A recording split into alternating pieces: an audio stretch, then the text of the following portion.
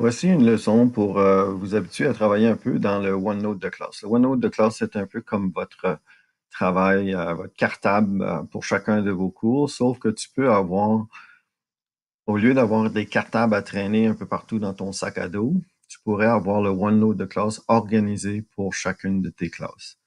Alors, le travail que tu vas faire ici, c'est organiser le OneNote de classe pour que tu puisses insérer tes informations de tes différents cours, surtout que peut-être que présentement, c'est préférable d'utiliser les choses en ligne au lieu d'avoir des cartables.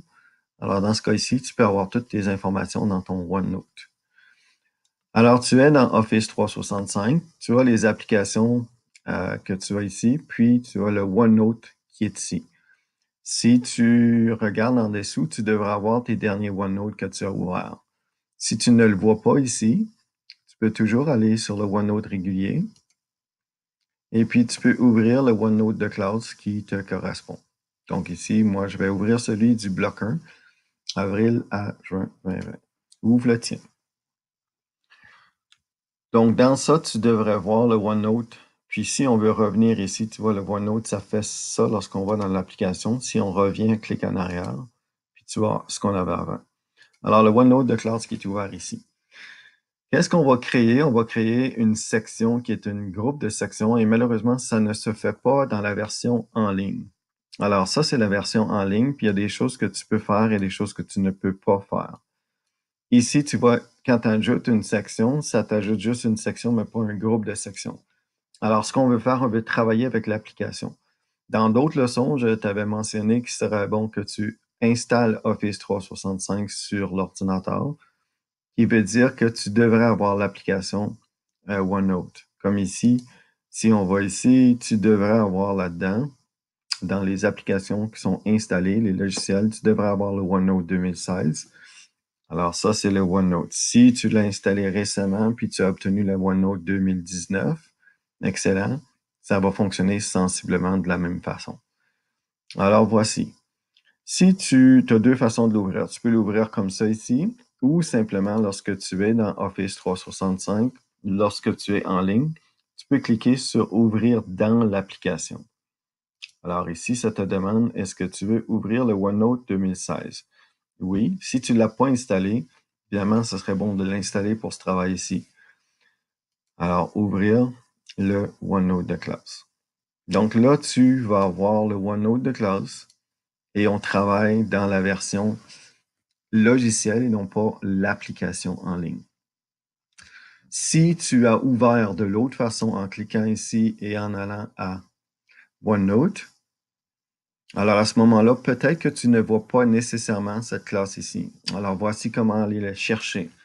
Tu vas ici et puis tu cliques Ouvrir d'autres blocs-notes. Si tu ne le vois pas, puis ensuite ici, il devrait avoir les autres blocs-notes que tu as travaillé avec aujourd'hui. Donc, il sera ici. Donc, tu as déjà le OneNote ouvert, donc voici. Tu devrais voir les unités réguliers, donc la semaine et tout ça. Puis tu devrais voir ici, un petit peu plus loin avec la petite flèche, tu devrais voir une section qui porte ton nom. Tu ne verras pas le nom de tout le monde, tu vas voir ton nom à toi. Alors, je te suggère de cliquer sur ton nom. Moi, je vais aller cliquer sur Monsieur Roy. Quand tu es sur ton nom, tu vas voir qu'ici, ça apparaît. Ton nom devrait apparaître là.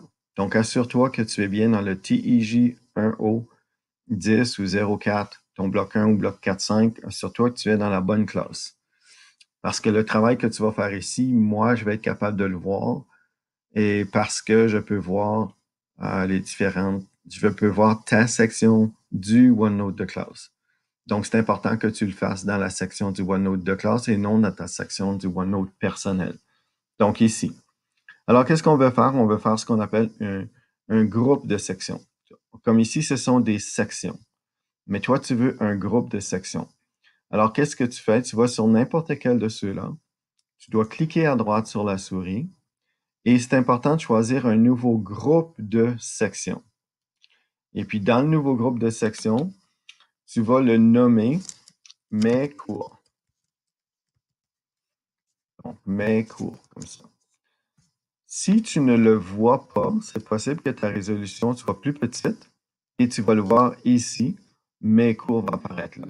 Assure-toi que celui que tu as fait, il y a 3 petits dossiers, qui veut dire que c'est un groupe de sections. Donc, pour créer un groupe de sections, on ne peut pas créer un groupe de sections si on est dans la version en ligne seulement. Alors, ça, c'est... Donc, si tu penses qu'il n'est pas là, va juste dans la section, dans la petite flèche et tu vas voir mes cours. Donc, tu vois ici mes cours.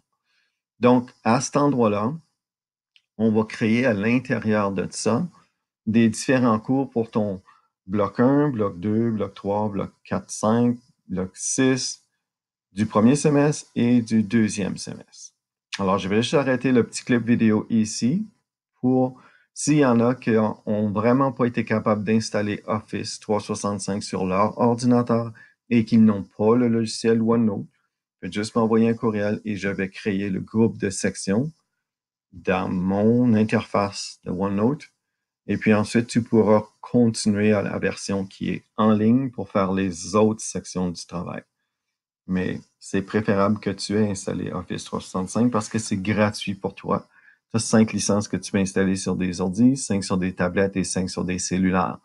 Alors, ce serait bon que l'application soit vraiment installée pour que tu puisses travailler avec le logiciel qui a beaucoup plus d'options que la version en ligne. Alors, ça, c'est la partie 1. On va créer les cours dans quelques minutes. Alors, en attendant, ce que tu peux faire, c'est d'aller essayer de te souvenir quel cours que tu avais au premier semestre pour tous tes blocs. Essaie d'avoir un peu les unités du cours aussi, mais principalement pour l'instant, connaître tous tes cours du premier et du deuxième semestre pour la deuxième partie de cette formation.